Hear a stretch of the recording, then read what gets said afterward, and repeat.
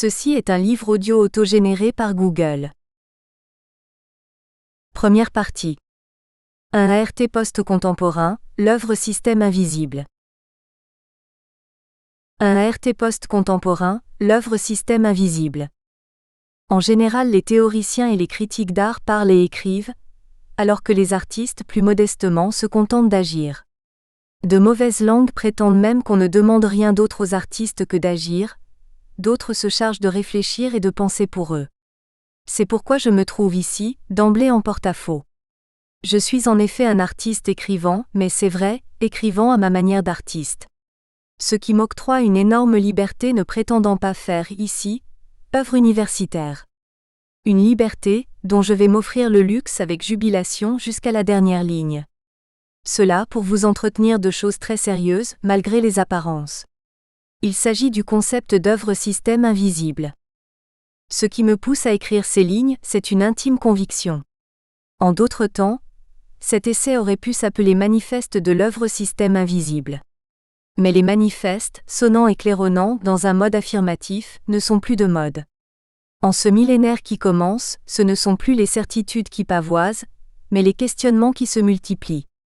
Le titre de manifeste ferait de nos jours un peu sourire après la mort consommée des avant-gardes, et les coups de boutoir répétés que leur ont portés allègrement des philosophes aussi pertinents qu'Arthur Danto, Hans Belting, Gianni Vattimo, et beaucoup d'artistes même.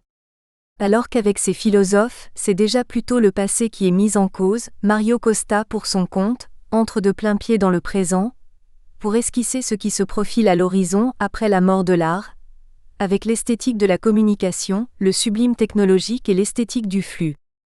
L'œuvre système invisible procède elle-même d'un principe articulé avec l'esthétique du flux et s'offre à la réflexion pour être appréhendée, interprétée et théorisée dans une mutation de culture sans précédent. En effet, ce type d'objet artistique se donne selon le cas à être perçu comme architecture d'information, flux spatio-temporel, procès de fréquences électromagnétiques, faisceaux d'ondes, d'origine physique ou animale, œuvres cognitives et manipulation d'images mentales, sans support physique. Les œuvres systèmes invisibles au-delà du domaine des sciences physico-chimiques ont également quelque chose à voir avec ce qui relève, dans un autre volet, des énergies psychiques, des expressions de la psyché, des modèles holographiques. Tout un matériel à identifier à la frontière des phénomènes dits paranormaux. Nous resterons prudents sur ce dernier terrain, mais l'art ne se doit-il pas de rester ouvert à toutes les alternatives qui s'offrent d'établir une relation au monde, la plus perméable et riche de possible ? En n'entretenant pas systématiquement une attitude de défiance envers le vécu, le sensitif, le non-verbal, le subjectif, nous pouvons rentrer dans un nouveau paradigme, un nouvel ordre, invisible à nos yeux. Il s'agit là depuis toujours d'un terrain d'élection privilégié pour l'art et les artistes. Nous partageons en commun, par un long compagnonnage avec Mario Costa, l'idée selon laquelle dans ce type d'œuvre, la forme se dissout définitivement dans le flux. Mario Costa, qui travaille sur ces problématiques depuis plusieurs années, a défini et présenté le concept d'esthétique du flux, lors d'une communication théorique, très remarquée au cours du colloque international Art Media 8. Il soutient que la communication à distance, à partir de ses premières formes de fonctionnement, le téléphone, la radio, la télévision, jusqu'aux plus récentes, les satellites, les réseaux Internet, n'est pas seulement un aspect parmi d'autres de notre post-modernité actuelle, mais en représente son ferment dynamique et son sens historique.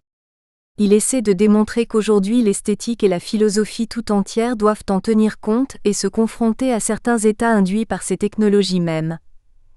L'existence d'une communication vide, le bouleversement radical de l'art et de l'esthétique, la présence dissimulée, mais toujours prépondérante de la technologie dans la configuration de l'ontologie contemporaine. En d'autres termes, la pensée la plus profonde de la philosophie ne peut aujourd'hui être autre chose, selon lui, que le fonctionnement de la technologie transférée et traduit en termes de pensée. Longtemps l'esthétique a été une esthétique d'objets tangibles, dominée par des questions de délimitation, d'exclusion, de convention, de légitimité, de hiérarchie. L'esthétique apparaissait souvent comme le garant d'un certain territoire, assurant la légitimité d'un certain type d'art contre un autre, fixant des hiérarchies immuablement rigides. Il n'est que de se souvenir des polémiques qui ont accompagné l'émergence de nouvelles formes d'art, dont les codes mettent toujours un certain temps à pénétrer la conscience collective. Nous avons pu constater que les affrontements ont toujours été sévères dans ce qui relève de l'esthétique des choses, notamment des formes qui pouvaient être rapidement récupérées par le marché. L'esthétique des comportements et des attitudes elle-même a suivi cette voie, en se convertissant sous forme de traces, la photo et la vidéo. Cette récupération devient plus problématique quand il s'agit de productions relevant de l'esthétique des flux, ou de l'esthétique de la communication, comme c'est le cas notamment avec les œuvres systèmes invisibles. Est-il possible d'imaginer une forme d'art qui puisse échapper un jour à l'emprise des conditions économiques imposées par le marché, et dont il serait édifiant de pouvoir analyser comment et combien cette tutelle a une influence directe et permanente sur les contenus eux-mêmes de l'art? L'esthétique des flux, avec ses productions invisibles et intangibles, se situe au point liminal d'une rupture vis-à-vis d'un marché, dont l'organisation fonctionne encore entièrement sur l'économie de l'objet. Et cela au moment même, où ce sont des flux boursiers dématérialisés, comble de l'ironie, qui régissent la circulation et la distribution des valeurs fiduciaires et symboliques. Certaines formes d'art, précurseurs de l'esthétique de la communication et des flux, se perçoivent déjà dans des actions de Fluxus et Dada par un passage significatif d'œuvres matérielles à des œuvres événements plus processuelles. L'esthétique des œuvres systèmes invisibles est une esthétique dont on peut dire que les codes sont encore en instance de condensation. Elle définit un art sans passé, un art sans frontières ni repères fixes. Ce qui est sûr, c'est que l'esthétique des œuvres systèmes invisibles relève d'un art d'aujourd'hui, pour un monde d'aujourd'hui. J'en conviens, cette idée d'œuvre système invisible comporte en soi quelque chose de provoquant et de paradoxal. Il faudra s'y faire. Nous savons qu'il existe autour de nous divers phénomènes électromagnétiques qui échappent à notre vision oculaire et auditive normale. Les limitations physiologiques inhérentes à notre vision amputent considérablement notre appréhension du monde, donc notre culture artistique, la restreignant à un champ donné de perception ordinaire. Ces phénomènes électromagnétiques peuvent être mis en évidence, soit par des interfaces qui les rendent présents, par la lecture d'instruments de mesure, soit par observation, preuve de leur existence, sous des formes visuelles, sonores, calorifiques, dans certaines conditions expérimentales. Dans d'autres conditions particulières de réceptivité, sensibles et intuitives, ces manifestations seraient susceptibles d'être procurées à des personnes censées posséder certaines facultés exceptionnelles, les artistes, les médiums, les chamans. Sans nier que les yeux soient nos organes de vision, il faut bien admettre que c'est le cerveau qui voit. À leur entrée dans le cerveau, les messages optiques sont remaniés par nos lobes temporaux avant que notre cortex en prenne connaissance. Il faut rappeler que le réel dans sa globalité n'est pas autre chose qu'un espace de fréquences, et que notre cerveau constitue un prisme convertissant ces fréquences en images, fabriquant ainsi des morceaux de réalité que nous qualifions d'objectifs. Cependant, toute perception objective suppose, dans le concept d'œuvre système invisible, l'existence d'un lien causal et informationnel entre l'expérience et son objet. Cet essai se fonde et se légitime d'une façon essentielle sur une idée force qui repose sur l'affirmation suivante. Nous postulons à l'idée que les artistes pourraient s'approprier, voire détourner, des moyens, des instruments, des méthodes, des procédures, des techniques et des technologies, permettant la lecture de ces manifestations énergétiques. Cela, en vue d'élaborer des langages spécifiquement artistiques et symboliques, pour construire et proposer des configurations faisant sens du point de vue de l'art. Autrement dit, une pratique artistique inédite pourrait naître, se développer et s'imposer, ayant pour objet le dessein de réaliser des œuvres d'art échappant à la vision, en manipulant des matériaux de cette espèce, fréquences et images mentales. Ce n'est pas autre chose que fait Laurie Anderson quand elle présente une installation interactive dans laquelle, le sujet, les coudes sur une table, les deux mains sur les oreilles, perçoit les vibrations que lui communique le meuble devant lequel il est assis. Il faut noter que la perception est toujours de façon fondamentale une sélection, ou un choix. Ce n'est jamais un enregistrement foncièrement neutre. On peut dire qu'elle est une relation de motivation qui unit étroitement le sujet avec les choses du monde. Si cette relation se fait par l'intermédiaire du corps, il n'est pas abusif pourtant d'affirmer néanmoins que toute perception est une perception de l'esprit. La perception est quelque chose qui a indubitablement un sens pour l'esprit et sa propre subjectivité, et non la seule action d'un corps extérieur sur mon corps. Les artistes l'ont déjà expérimenté depuis des millénaires, en utilisant tour à tour des couleurs, des formes, des objets matériels, de la lumière. Ils pourraient donc aujourd'hui, en toute connaissance de cause, le faire aussi, en utilisant ces données électromagnétiques et le pouvoir de suggestion des images mentales à des fins artistiques, pour créer avec leur concours des langages artistiques. Une œuvre d'art visuel, quelle qu'elle soit, ne se réduit jamais au seul phénomène de perception rétinienne. Elle met en branle d'une façon complexe une chaîne de réactions, qui fait appel à des sensations, des facultés de mémoire, des références socioculturelles. Si nous en restions uniquement pour qualifier les œuvres systèmes invisibles à la notion de dispositifs faisant intervenir des ondes, des fréquences et des rayonnements divers, notre approche serait incomplète. Les œuvres systèmes invisibles peuvent en effet s'élaborer également sur des notions qui sont sans rapport direct avec l'électromagnétisme, et qui s'attachent, quant à elles, à développer et à imposer le concept d'œuvre cognitive. Il s'agit d'œuvres qui sont constituées uniquement d'images mentales. Des œuvres, sans matérialité aucune, induites et animées par un artiste initiateur sous différentes formes. Ce dernier, selon un schéma programmatique, qui s'ajuste au plus près des rythmes et réactions de l'individu récepteur, en gère les stimulations et conduit sa finalisation dans la durée jusqu'à son terme. J'ai connu un dentiste qui avait une âme d'artiste, et qui ayant perdu sa clientèle, compte tenu de son peu d'intérêt professionnel, avait reconverti son cabinet. Il en avait fait, imaginez-vous, un studio de production et de diffusion d'images mentales.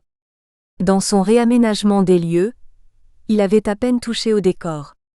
Il avait fait disparaître le lavabo crachoir de porcelaine blanche, tout en conservant par contre, le cialytique, le fauteuil électrique à bascule, et assombri les fenêtres par d'épais rideaux de velours rouge. Des rideaux que sa femme avait cousus sur place, entièrement à la main, 3 week-ends successifs. L'ex-dentiste, devenu artiste animant des images mentales, avait installé quelques appareils supplémentaires qui servaient visiblement à l'occasion, à produire du son et des images au plafond. Ces nouveaux clients, qui étaient tous bien sûr des amateurs d'art passionnés, s'asseyaient sans un mot sur le fauteuil, fermaient les yeux et attendaient dans le silence que la séance démarre. L'ex-dentiste parlait alors d'une façon continue, à voix basse, et aussitôt les images mentales affluaient à la conscience de ses clients dans un flot ininterrompu. Les œuvres systèmes invisibles en tout cas pour toute autre personne qui aurait été présente sur les lieux à ce moment-là, n'existaient manifestement que pour le client allongé sur le fauteuil, et à l'intérieur de sa tête.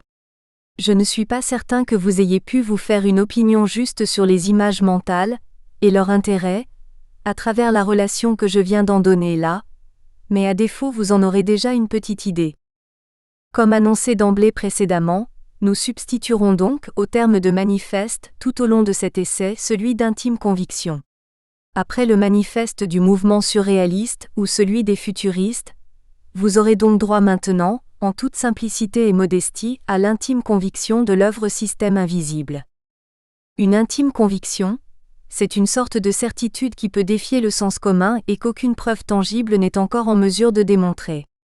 C'est comme une révélation. Une révélation qui saisit la personne qui en est l'objet, le sujet, et qui à ses propres yeux constitue soudain une vérité première de caractère inéluctable. Comme il est toujours malaisé de garder pour soi, et que pour soi tout seul, une vérité d'un caractère à la fois, aussi impalpable que brutal dans son évidence que peut l'être le concept d'œuvre système invisible, j'ai pris la plume pour tenter de le partager avec vous. Il est inconfortable de porter sur ses seules épaules tout le poids d'une vérité, surtout quand cette dernière se veut aussi singulière, incongrue et provocante que la nôtre. Il faut bien reconnaître qu'une œuvre d'art qui d'emblée annonce la couleur et se déclare invisible, inaudible, intouchable et sans odeur heurte le sens commun. On s'efforce en général dans un cas d'espèce aussi particulier et provoquant que celui-là, de faire passer l'idée en douceur, en tentant de réunir autour d'elle le plus grand nombre de ses sympathisants possible, apportant leur caution.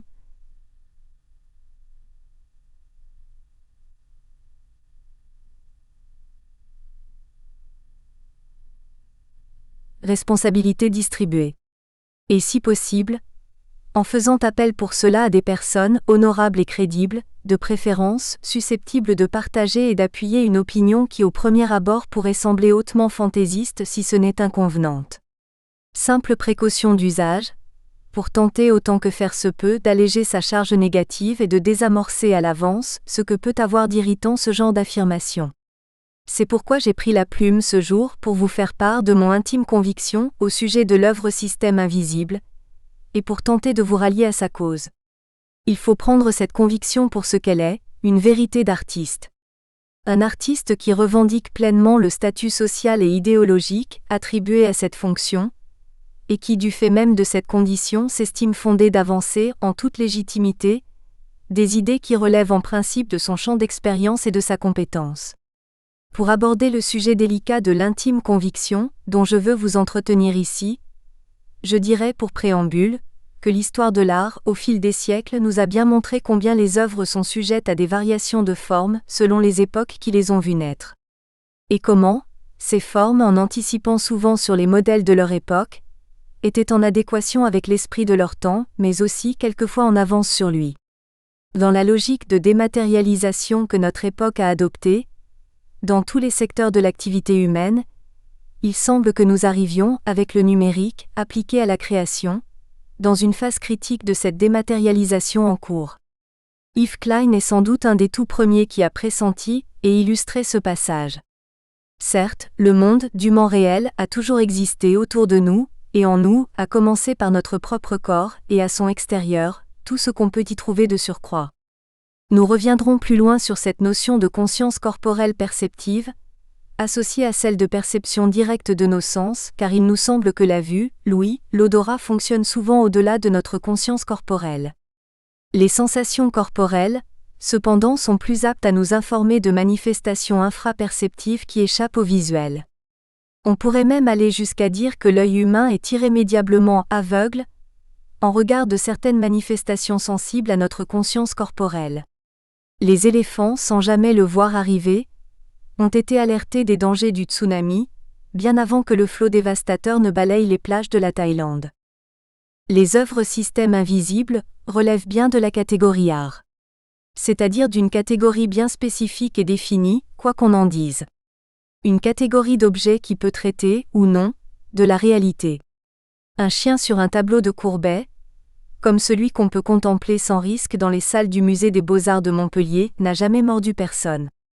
Cette œuvre, par conséquent, est souverainement inoffensive pour le visiteur. Ce chien n'est pas un chien, pas plus qu'une pipe. De toute évidence, il n'est que de la peinture sur une toile, dans un certain ordre assemblé, aurait pu dire Maurice Denis pour le paraphraser. Nous avons affaire avec ce chien, à une simple représentation.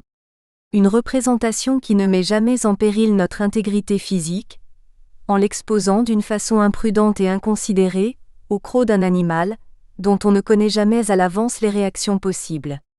Le domaine de l'art est un domaine en général, relevant du seul imaginaire et du symbolique, de la projection abstraite et mentale, même s'il doit recourir à des supports matériels divers pour pouvoir s'incarner. Bien entendu, l'art peut aussi procéder par appropriation pour s'emparer de fragments de la réalité contingente et en faire des objets signifiants du point de vue de l'art par leur déplacement, leur détournement ou leur décontextualisation. Il est intéressant de noter, ou plutôt de se demander, selon les formes différentes d'art que l'on peut rencontrer, où se loge et où se cristallise exactement le substrat de l'art, ou plus précisément encore l'essence même de l'art. Dans un morceau de musique, l'art flotte-t-il dans l'air pendant son exécution, se trouve-t-il dans la notation musicale sur les feuillets de la partition, ou plutôt au point de contact, en mouvement permanent, entre l'archet et les cordes du violon? C'est assez problématique de pouvoir en décider sans hésitation. L'art se trouve en fait dans l'oreille du mélomane et plus justement, encore, dans les circonvolutions de son appareil cérébral, directement connecté à ses doubles conduits auditifs. Il est à remarquer que lorsqu'on transporte des partitions musicales dans son attaché-caisse, de la salle Pleyel à l'opéra, ou dans le TGV de Paris à Lyon, l'on n'a pas spécialement le sentiment de transporter une œuvre. Par contre, si vous déplacez une peinture du Louvre dans un centre commercial à Tokyo, ou même une croûte de la galerie Machin à la galerie Chose, c'est bien l'œuvre qui se trouve physiquement et géographiquement déplacée. On peut penser que cela tient au fait que la peinture en question est un objet unique, matérialisé, indivisible, inséparable d'elle-même, et que cette unicité lui confère une valeur cumulant en un seul corps physique toute sa charge symbolique, esthétique, artistique, métaphorique, etc. La peinture, à la fois comme pigment et comme œuvre, sont deux choses indivisibles et indissociables de leur support matériel. L'œuvre picturale peut être vue, touchée, et même encore quelquefois si certaines conditions sont réunies présente à l'appareil olfactif par une forte odeur de térébenthine. Sans être de la musique, l'œuvre système invisible, comme le dit son nom, n'est pas visible à l'extérieur de nous-mêmes, mais en plus, elle n'est ni audible ni touchable. Elle n'en existe pas moins. Et cet essai s'attachera à en rendre évidente l'existence et la perception. Notre intime conviction, c'est que ce type d'œuvre est appelé à se multiplier dans le futur, compte tenu des développements des technologies et d'évolutions idéologiques à forte connotation technoscientifique tendant à des abstractions toujours plus marquées. La société tout entière est entrée dans un lent processus de dématérialisation irréversible, non seulement au niveau de son organisation sociale, mais également dans la gestion de ses communications en tout genre, comme pour ce qui relève des relations et des comportements humains. L'œuvre système invisible répond parfaitement à des critères et des formes esthétiques et symboliques, non seulement adaptées à cette évolution mais pour ainsi dire, directement engendrées par elle. Que sont donc en fait ces fameuses œuvres système invisibles ? Insaisissables à notre entendement, inexistantes pour nos sens, agaçantes au possible, irritantes s'il en est pour notre esprit comme pour nos logiques ordinaires et linéaires. Est-il possible d'en esquisser les contours, d'en appréhender les caractères originaux et distinctifs, d'en décrire les parties constitutives ? Les œuvres système invisibles sont des dispositifs dynamiques, qui peuvent être déclinés sous forme de catégories diverses selon trois constantes et critères de base qui se combinent. La notion de dispositif, de système et d'installation. La notion de visibilité ou d'invisibilité. La notion de relation et d'information.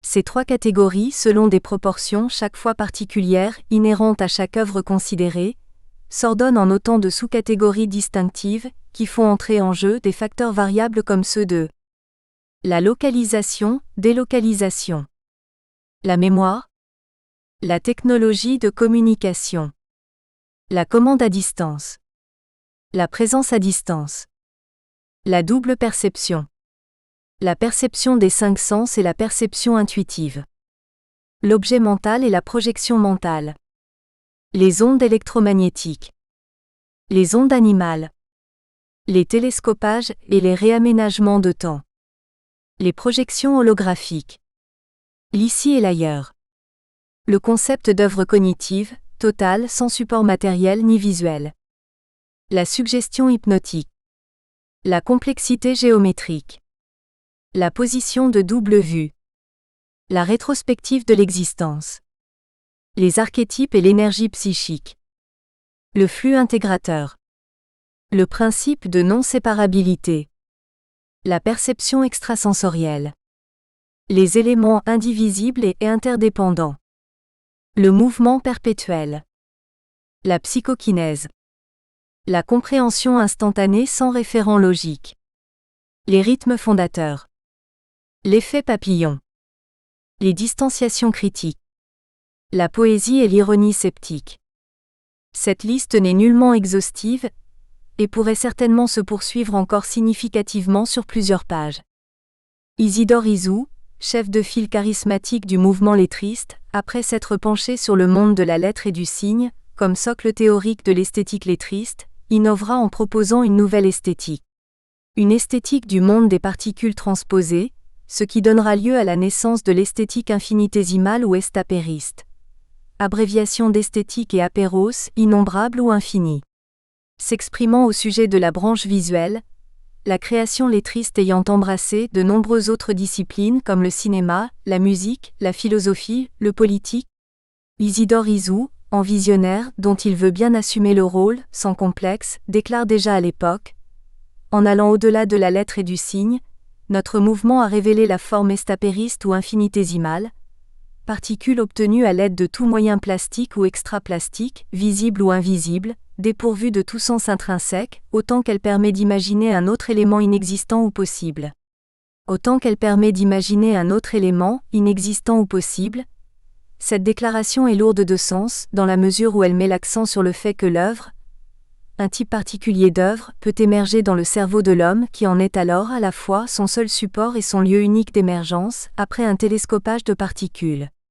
Un télescopage que nous préférerons appeler, en ce qui nous concerne, un télescopage d'information. C'est l'imagination, l'intelligence et la sensibilité intuitive du récepteur, sollicitées simultanément, qui permettent la constitution de l'œuvre par mise en relation d'informations qui lui sont communiquées par l'artiste. Voilà dans cette vision de mise en relation abstraite, pour nous, une révélation fondamentale et fulgurante qui atteste bien d'un génie, en avance sur son temps. L'œuvre système invisible se réclame volontiers de cette formulation, en ce sens qu'elle introduit la notion d'œuvre cognitive. Une formulation qui souligne le primat de la relation associative de type créatif. L'œuvre, système invisible, sans reprendre à son compte l'esthétique lettriste et infinitésimale, reconnaît volontiers par honnêteté intellectuelle sur ce point son antériorité sur elle. Ce que l'esthétique relationnelle de Nicolas Bourriaud n'a par contre jamais voulu admettre, en avouant la paternité flagrante qu'elle doit, au titre de ses concepts fondamentaux, à l'art sociologique, comme à l'esthétique de la communication. Mais tout cela n'est qu'épisode et péripéties, on verra bien ce que l'histoire en retiendra. Rien n'est moins sûr en matière de probabilité, que l'esthétique relationnelle puisse occuper demain, la même place qu'elle occupe qu'aujourd'hui sur la table des libraires. Ce qui relève essentiellement de la mode et du pouvoir institué, ici et maintenant, selon une règle éprouvée par l'histoire, sera à son tour emporté par la vague, de ce qui du même ordre le remplacera automatiquement demain. C'est là le sort inévitable dévolu à toutes les formes d'art, dites officielles, dont la présence et l'existence reposent plus sur des soutiens institutionnels de type circonstanciel et temporel, que sur des critères relevant d'une véritable invention des formes en adéquation avec leur temps. Deuxième partie. Un ART conçu et mis en œuvre au-delà de ceux qui se donnent à voir. 2. Un ART conçu et mis en œuvre au-delà de ceux qui se donnent à voir. L'œuvre système invisible est une et divisible. 3 concepts de base président à l'idée d'œuvre système invisible. Celui d'invisibilité. Celui de relation. Celui de système d'information.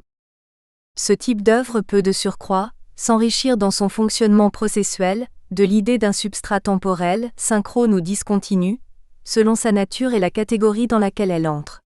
Ces catégories ne sont pas hermétiquement étanches. Il faut les entendre pour chacune d'elles, plutôt comme des dominantes susceptibles de se composer, se décomposer et se recomposer entre elles. Il y a 3 grandes familles d'œuvres système invisibles.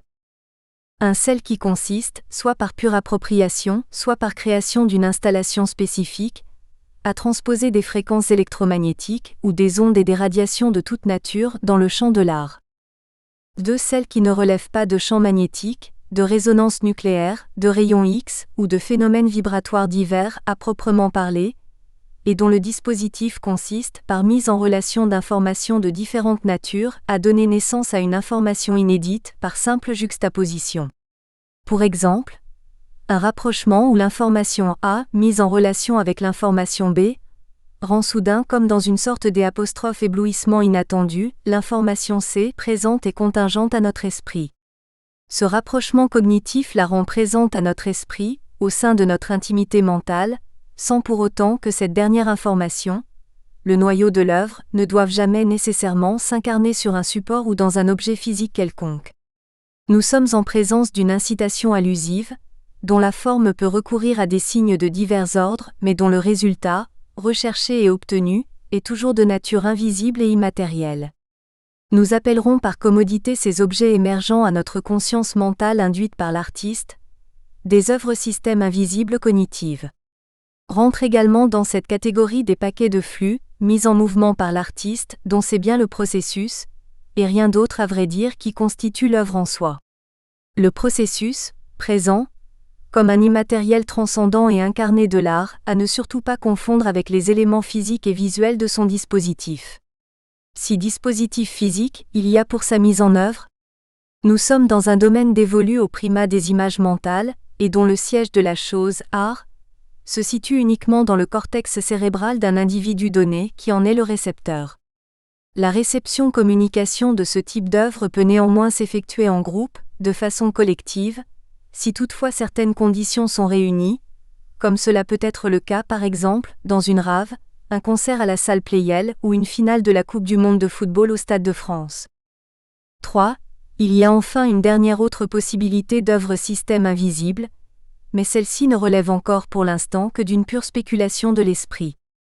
Il s'agit de la manifestation de phénomènes paranormaux, comme entre autres, l'échange que pourraient avoir entre eux des individus communiquant sous forme télépathique. Il est prudent de signaler que ces phénomènes dépendent de situations complexes qui impliquent des sujets particuliers, et qu'il sera vain de vouloir les comprendre en les fragmentant et en les simplifiant avec un regard positiviste. Il n'empêche que ces phénomènes doivent être abordés d'une manière systémique en tenant compte de circuits d'information et d'énergie existants entre les individus, leur environnement familial et socioculturel. De nombreuses manifestations qui semblaient pour le commun des mortels relever hier de la magie, ou de la fiction, ont trouvé avec les avancées des sciences des points d'application qui les rendent aujourd'hui, avec le recul du temps, tout à fait fréquentables pour ne pas dire banales. Imaginez l'effroi dont seraient saisis les courtisans d'une fête donnée à Versailles par Louis XIV, s'ils avaient vu passer au-dessus de leur tête un Mirage 4, comme on le voit chaque année, sur les Champs-Élysées pour le 14 juillet. Est-il possible d'imaginer la tête qu'aurait pu faire François Ier si Pollock avait pu lui présenter une de ses actions painting, ou Georges Mathieu sa bataille de Marignan? Un artiste comme Joseph Beuys, par l'utilisation qu'il fait du feutre et de la graisse, donne à voir à travers ces matériaux la présence invisible de l'énergie calorifique. Dans son action la plus célèbre, est Like America, America Likes Me, il nous donne à percevoir dans un rituel élaboré, la relation de communication quasi psychique et énergétique qui peut s'établir entre deux espèces vivantes distinctes. Si nous avions la faculté d'interroger Goya, Jérôme Bosch ou Wolfgang Amadeus Mozart, ou encore Léonard de Vinci, il n'est pas sûr qu'il nous interdirait aujourd'hui de penser l'impensable.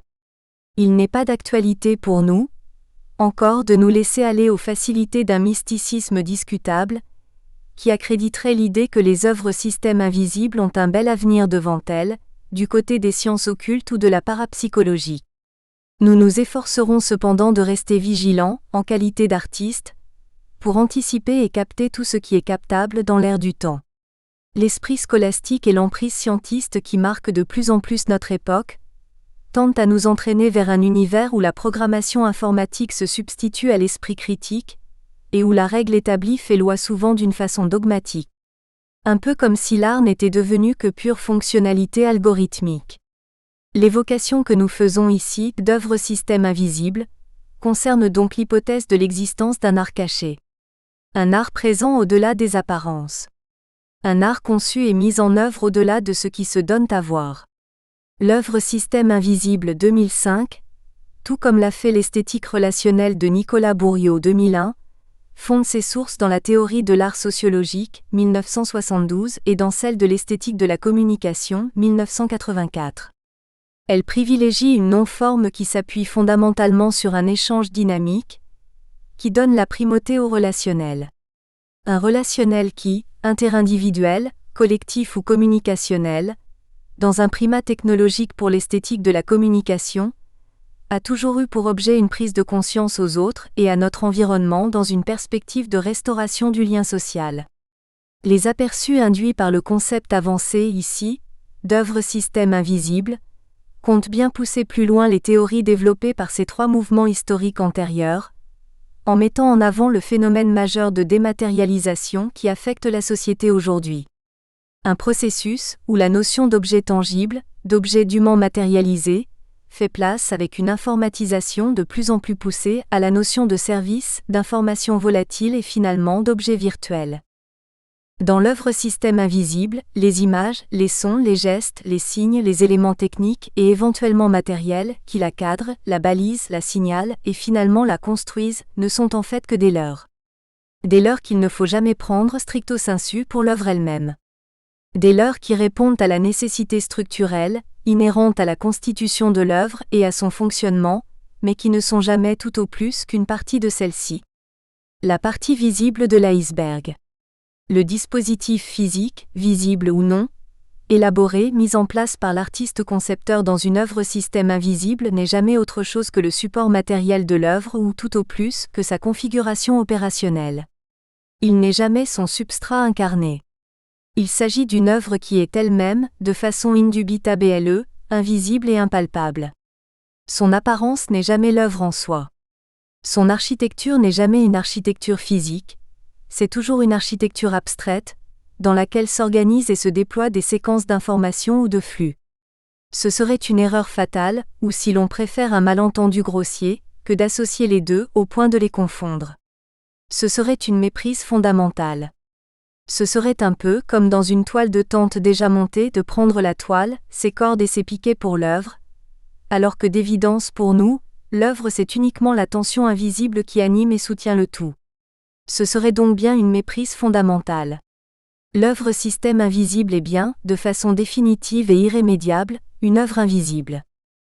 Les lois mises en évidence dans la physique quantique comme les instruments prothèses créés par les nouvelles technologies, qui nous donnent accès à l'infime petit comme à l'infime grand, n'ont fait que confirmer que notre perception du monde et par conséquent son intelligence. Nous espérons que vous avez apprécié cet aperçu. Pour continuer à écouter ce livre audio sur Google Play Livres, utilisez le lien dans la description de la vidéo.